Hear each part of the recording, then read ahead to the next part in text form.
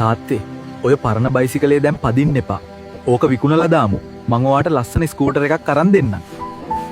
මම දවසක් එහෙම කිව්වම තාත්තා පරණ රෙදි කෑල්ලකින් ඒ බයිසිකලේ පිහදාන ගමන් hina වෙලා බිම බලාගත්තා.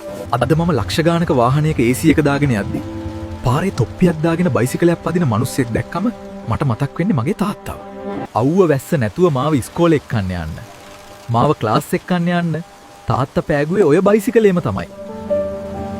එදා තාත්තට තිබුණේ එකම එක හීනයයිස්. මම බයිසිකලේ ගියත් මගේ පුතා දවසක ලොකු වාහනයක යන්න ඕනේ කියන එක විතරයි. අද මම ගොඩක් දේ දිනාගෙන මේ ප්‍රාඩෝ එකට වඩා එදා ගිය බයිසිකලේ ගමන සැප හිතුණා.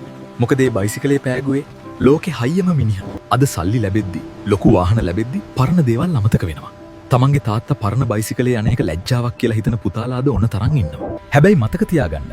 ඒ පරණ බයිසිකලේ රෝද දෙක කැරකුනේ නැත්නම් උඹේ වාහනේ රෝද 4 අද කැරකෙන්නේ නැහැ. තාත්තා කෙනෙක් කියන්නේ පවුලක අත්තිවාරම. ඒ අත්තිවාරම පොළොව යට වැහිලා තියෙන නිසා කවුරුත් ඒකේ අගේ දකින්නේ නැහැ. හැබැයි මුළු ගේම දරාගෙන ඉන්නේ ඒ අත්තිවාරමයි. සල්ලි තියෙන කාලෙට වාහන ඕන තරම් ගන්න පුළුවන්.